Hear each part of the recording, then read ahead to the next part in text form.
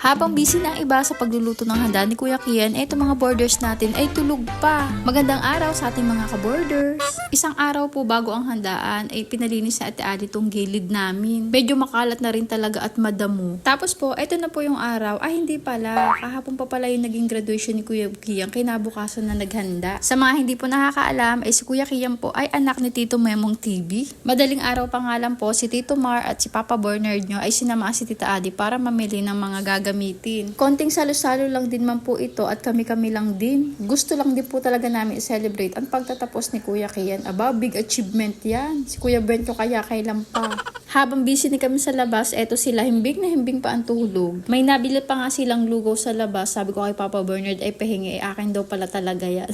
Sit naman talaga. Char. Ginamit na rin natin yung used oil kalan natin. Ang laking pakinabang at ang tipid sa gasol. Yung ibang ginamit po dyan lamesa at bangko ay inarkila na lang sa malapit. Tinatawanan po nga nila yung tarpaulin dyan ni Kuya Kian kasi si Mickey daw po ang nakikita nila magkamukha daw. Malamang magpinsan yun. Sana nga po ay mamana rin ni Mickey Boy yung pagiging masipag ni Kuya Kian sa pag-aaral. Abo. And this is it, pansit. Hindi pa kayo naluluto yung plato ko, nakaabang na agad dyan. Iba rin talaga ang lasa ng mga putahe kapag kompletos ricados. At syempre po, dahil magaling din na nagluto. Abat, eto pa ang nakakagulat. Nung magising ang mga borders natin, aba, tumulong sa paglulumpia. Sino ka dyan, Kuya Brent? Mga binata na talaga sila at napapakinabangan natin sila sa ganitong mga handaan. Wala na nga daw pong hugas-hugas at ari na nagbalot na ng lumpia. Hala, hindi naman gano'n. Andito na po kasi uli sila B1 at B2. Sila po kasi ang nagpagawa ng tarpaulin ni Kuya Kian. Galing pa yung Laguna. Kaya eto, happy na naman ang mga borders at marami na naman sila. Aba, this year pala ay graduating na rin ang Kuya Brent natin. Sana naman ay maitawid dyan ng maayos at makagraduate siya. May naalala na naman akong kwento kay Kuya Brent nyo. Alam nyo ba, nung first year yan, di akala ko nung elementary okay naman siya at nagbago na siya kakulitan niya. Nung first year siya, wala naman siya sinasabing iba. Nung nag-high school siya sa San Pedro, kaya akala ko, ox na ox lang ang lahat. Every grading kasi, nagpapamiting sa kanila. Ito ay first grading, umattend ng inam agenda nyo. Sa panimula ng meeting, sabi agad, sino dito ang Perez na Endaya? Siyempre, tumasa kamay natin dahil akala natin kung ano. Proud pa yarn.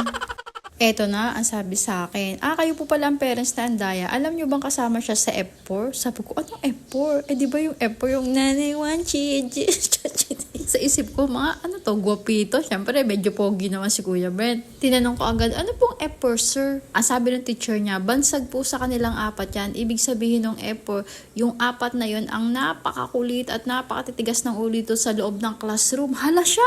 Para po talaga hindi ako makapaniwala dahil sabi ko, dito pa magkukulit si Kuya Brent. Medyo napahiya pa nga ang inam-agenda nyo, pero naisip ko, syempre, kabataan, nandun na tayo sa stage talaga, nagbibinita siya lang, lumalabas yung kakulitan, kaya naman pag-uwi, eto na ang nangyari. Sinumbong ko talaga siya sa papa niya, dahil alam nyo ba, yung pinapasukan niyang high school, marami ang hindi nakakapasa doon kung hindi mo aayusin. Ultimo, hindi ka lang makapagpasa na isang activities or hindi mo makumpleto ang notebook mo na kung malamang failed ang grade mo doon. Although wala naman siyang bagsak doon sa first grading niya, ayun nga yung comment sa kanya ng teacher niya. Kaya ayun, pag-uwi namin, galit na galit si Papa Bernard. At takot-takot ng cellphone at naaminin ko, napalo talaga siya ng papa niya. At in fairness, bumawi naman siya ng second grading na at naging achiever pa nga. Tapos ayun, tuloy-tuloy hanggang sa ngayon, okay na siya sa pag-aaral niya. O siya paano? Bye!